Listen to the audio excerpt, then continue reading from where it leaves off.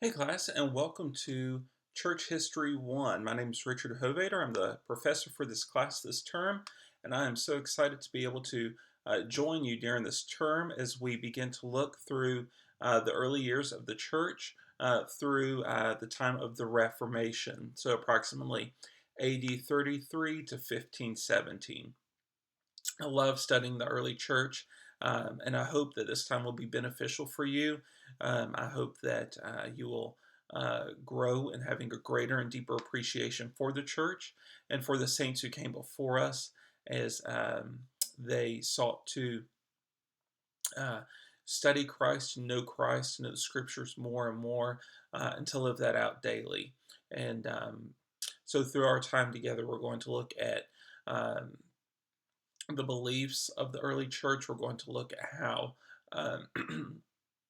they lived out their faith and hopefully see some comparisons and some things that we can take from then and implement in our present day context. Um, and so, like I said, I'm really excited about this term with you all. I love this era within the church history.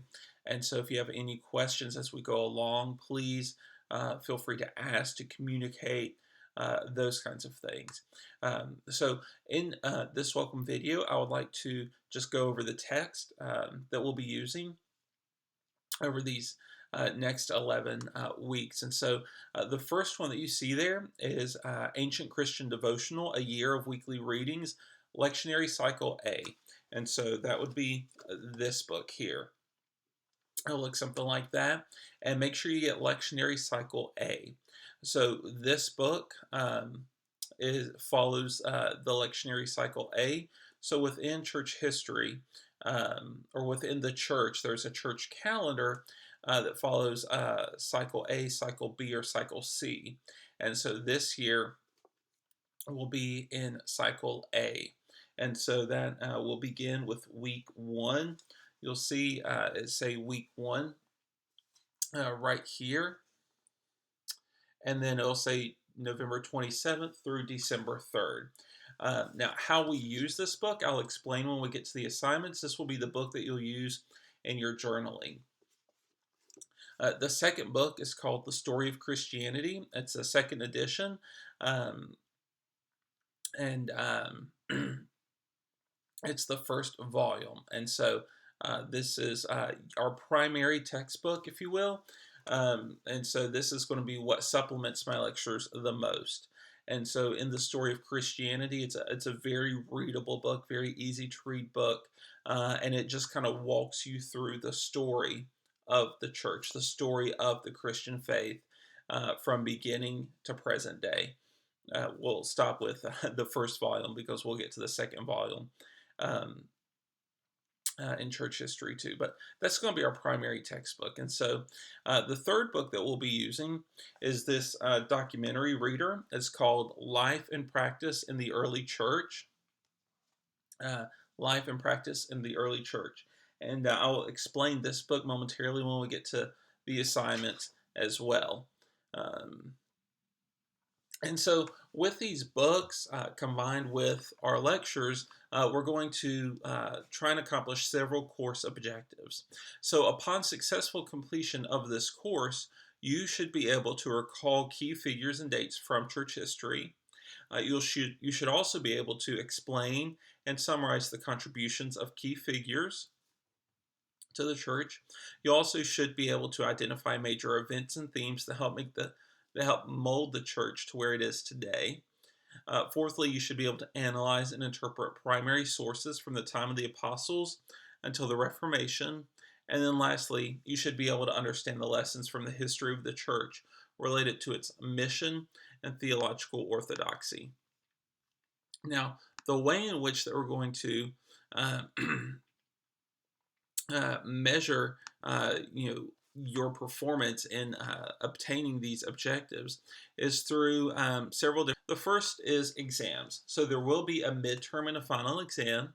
They're non-cumulative, so that means that what is covered between the beginning of the class and through the midterm will only be on the midterm, and then the final exam will only have what came after the midterm through the final exam. So they're non-cumulative, and they'll be given according to the dates that you'll see in the syllabus at the end of the syllabus. And they'll cover material from both the lectures and the assigned readings, and will be composed of objective questions and one essay question. And you'll be notified of the essay question 1 week prior to the exam. And just note that the exams are open note and open book, but the exams are not open internet as far as you being able to just take the exam. So no researching, no Googling while taking the exam, nothing like that. You can use your notes and you can use your book. So that's what you can use on the exam. The other way that we'll gauge whether or not you're grasping these objectives and obtaining them is through biographical sketches. Excuse me. So these biographical sketches, they're simple biographical papers on central figures of church history. So they're to be 2 full pages in length, double spaced, 12-point Times New Roman font. They should follow Turabian format.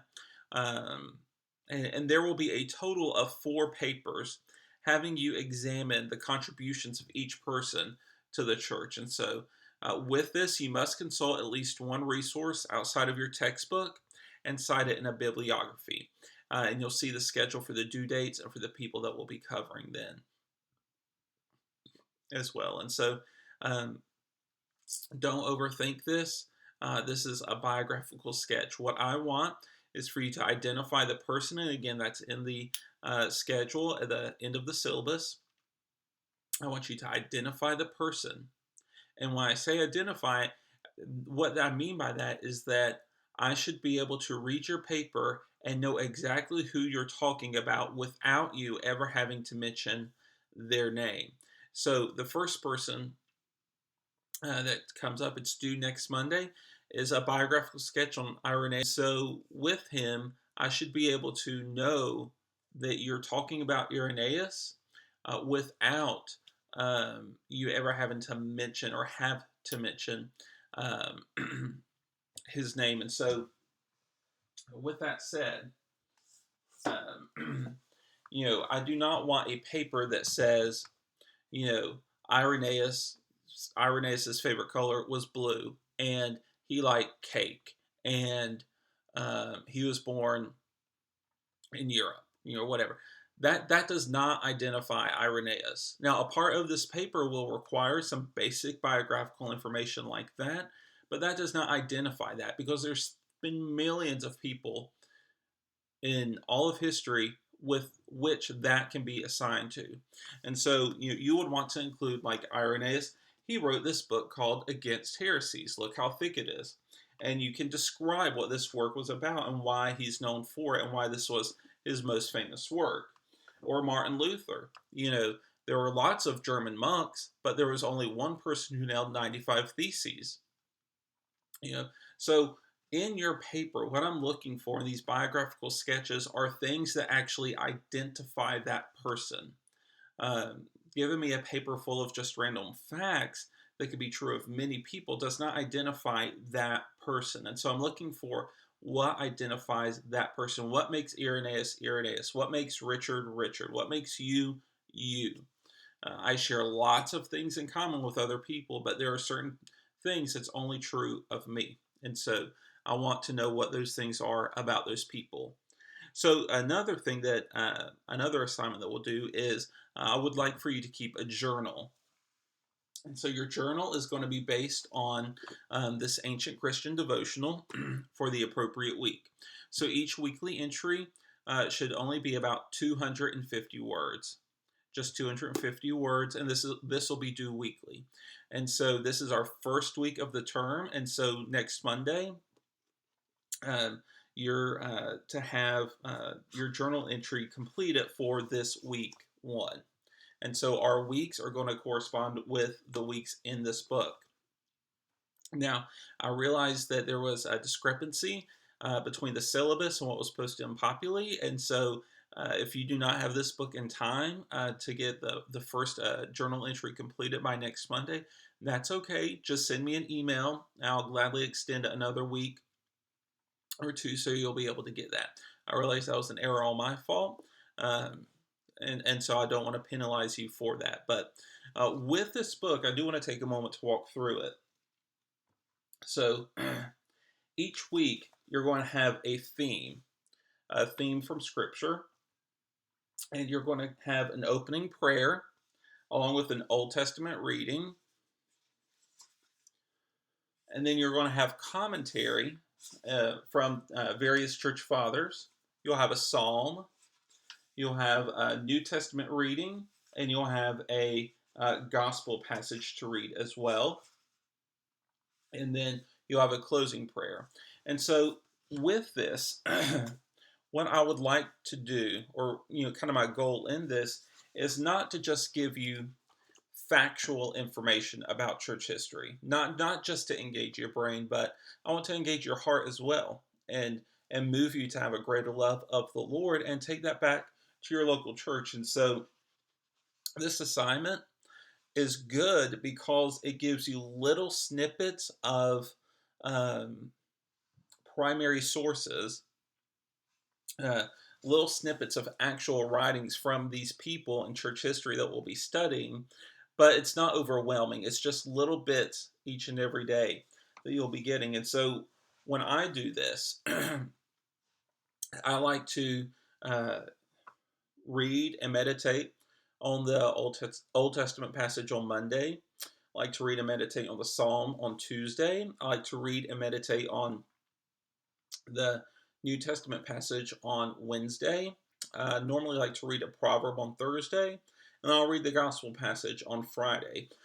But along with that, on Monday, Monday through Friday, I'll read, I'll begin with the opening prayer and I'll end with the closing prayer during my, time with the Lord. And so what this is again, this is lectionary readings. And so, this is where different groups within the church have gotten together and kind of organized ways to read the scriptures over a 3-year period. So if you start with lectionary cycle A, by the time you finish with B and C, you would have read through the entirety of scripture in 3 years. And so uh, I really like this assignment because, again, it challenges us academically, intellectually as well, because it will take you some getting used to in reading them, but it also engages the heart as well through your meditation on the scriptures. And so, in completion of this assignment, I don't want 250 words on the Old Testament reading, 250 on the New Testament reading, 250 on the gospel passage note. Just read, meditate, and write. That's all I'm looking for in this assignment. Read the scripture, read the commentary from the church fathers, and just write your thoughts on it. What was intriguing to you? What stuck out to you? What struck you? What did you like? What did you question? What did you think about this reading? Again, don't overthink it. Don't don't make it more than what it is. I just want you to read, reflect, and write. That's all.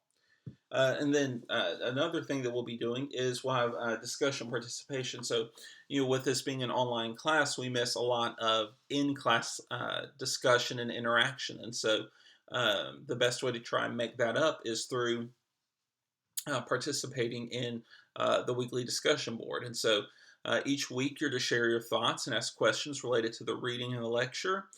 Each week your responsibility is to have an initial post, and you're to respond to at least one other person's comment. And so these discussion boards are vitally important. This will be how we measure attendance. And so, like this spot says, there are 2 components to it. So I'll pose an initial question, and so you'll need to respond to that and respond to someone else as well.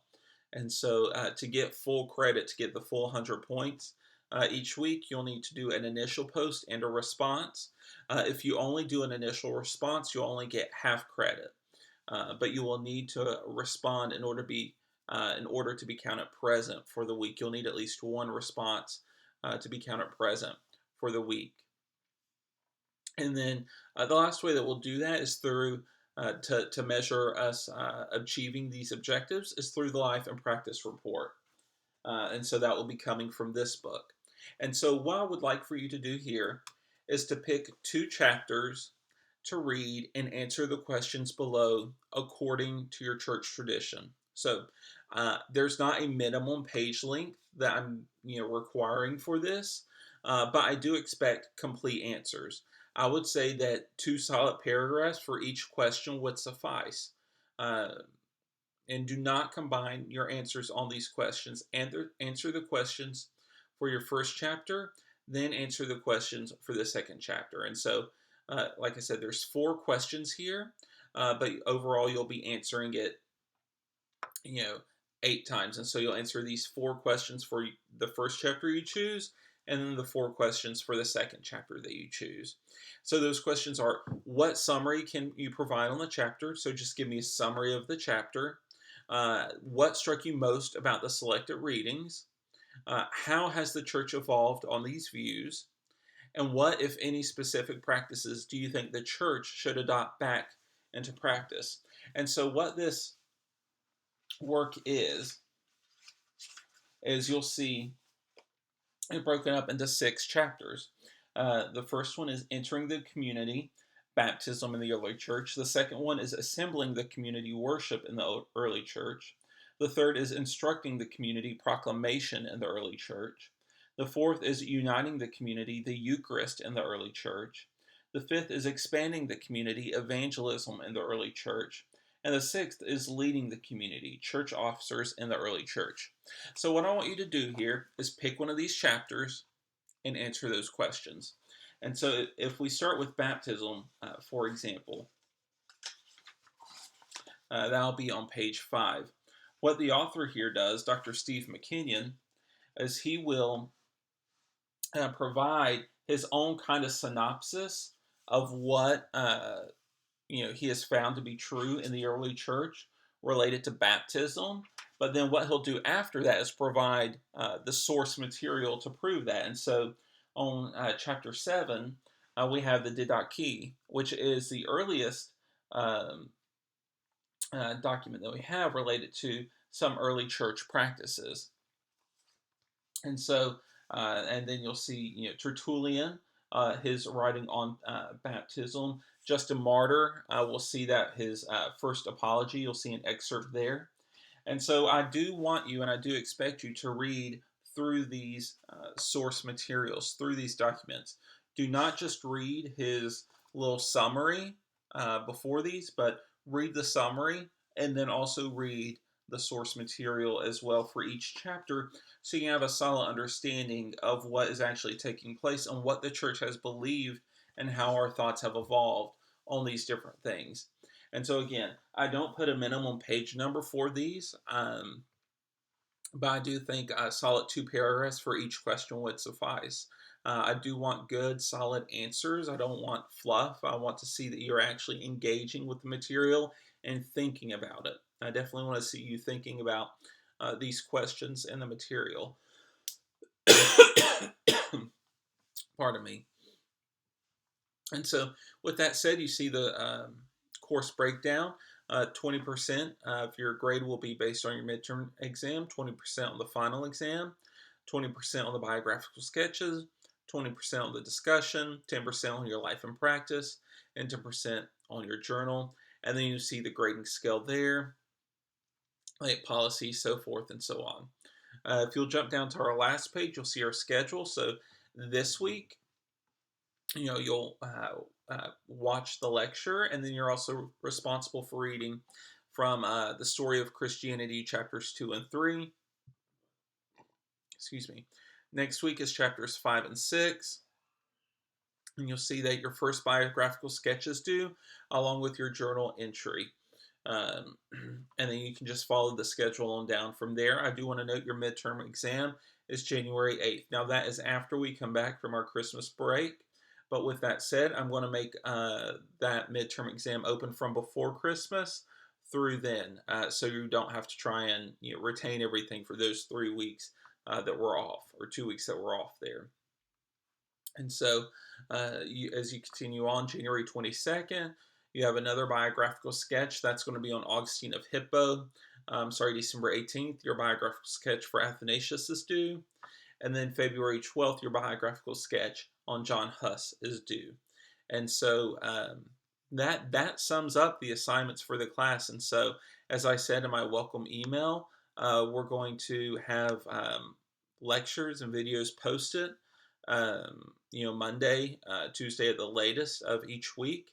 We'll have a discussion board that you need to engage in. And other than that, it's just turning in the assignments on time. If you have any questions, please let me know. I love church history. I'm so excited about being here and being with you, electronically as it may, but being with you to study this. And like I said, if you have any questions, please do not hesitate to contact me.